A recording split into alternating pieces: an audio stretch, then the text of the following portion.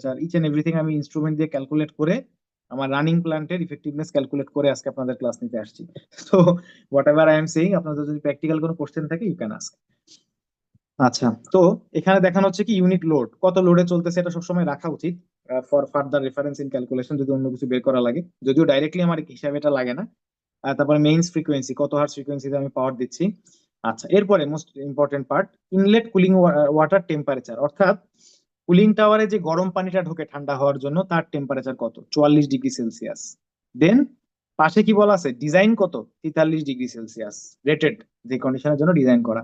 দেন outlet, cooling টাওয়ারের থেকে ঠান্ডা হয়ে যে পানিটা বের হচ্ছে সেটার টেম্পারেচার কত, 37.6 ডিগ্রি সেলসিয়াস, রেটেড কত, 33, ডিজাইন কন্ডিশন 33। দেন এয়ার ওয়েট বাল্ব টেম্পারেচার নেয়ার সেল, বাতাসের ওয়েট বাল্ব টেম্পারেচার কত সেলের কাছে, সেটা কি করতে হয়, কুলিং টাওয়ারের সেল থেকে একটু নির্দিষ্ট দূরত্বে দাঁড়িয়ে যে দিক থেকে বাতাস আসতেছে ওইখানে একটা সাইক্রোমিটার ইউজ করতে হয়।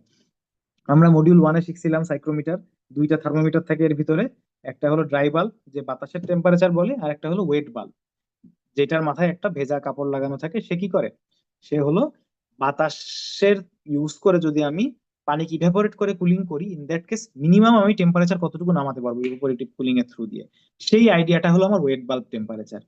সেই ওয়েট বাল্ব টেম্পারেচারটা আমি ফিজিক্যালি বের করতে পারি কি দিয়ে, সাইক্রোমিটার নামে একটা ইনস্ট্রুমেন্ট দিয়ে। এটা ডিজিটালও আছে, অ্যানালগও আছে, আমি অ্যানালগ ইউজ করি।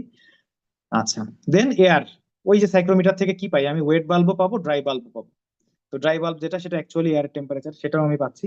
এগুলো ফিজিক্যালি কালেক্ট করা। দেন বলা হয়েছে কি number of cooling tower sell.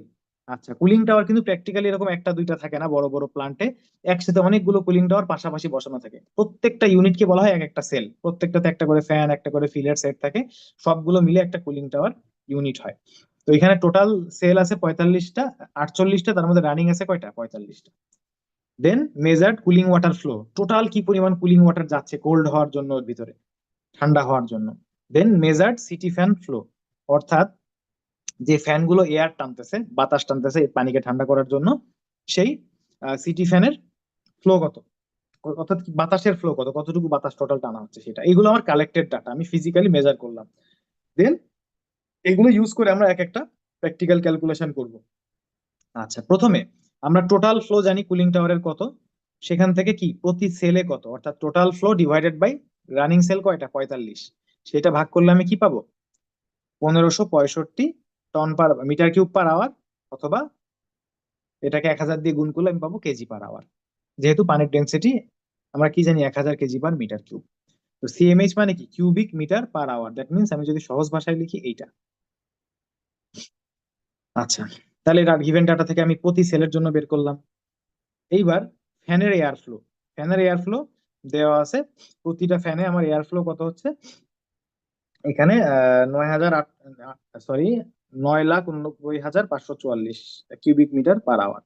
সেটাকে আমি কি করলাম এবার, কেজি পার আওয়ারে কনভার্ট করলাম। কিভাবে, আমরা জানি রো ইজ ইকুয়াল টু কি, এম বাই ভি। আমার এখানে কিসে দেওয়া আছে, ভলিউমেট্রিক ফ্লোতে দেওয়া আছে, তাহলে মাস ফ্লো কি হবে, এটার সাথে গুণ হয়ে যাবে ভি ইন্টু রো, তাহলে আমি কি পাবো, কেজি পার আওয়ারে পেয়ে যাব। ভলিউমেট্রিক আমি জানি এইটা, তার সাথে আমাকে ডেন্সিটি গুণ করতে হবে, বাতাসের ডেন্সিটি আমি ধরে নিলাম ওই টেম্পারেচারে 1.08, টেবিল থেকে পাওয়া যায় বাতাসের টেম্পারেচার ইউজ করে। এই দুটো গুণ করলে আমি কি পেয়ে যাচ্ছি, কেজি পার আওয়ারে পেয়ে যাচ্ছি। তাহলে কি করলাম, জাস্ট ওয়াটার ফ্লো আর এয়ার ফ্লোটাকে আমি কেজি পার আওয়ারে কনভার্ট করলাম, করে কি করব, আমার পারফরমেন্স প্যারামিটারের মধ্যে একটা প্যারামিটার ছিল লিকুইড টু গ্যাস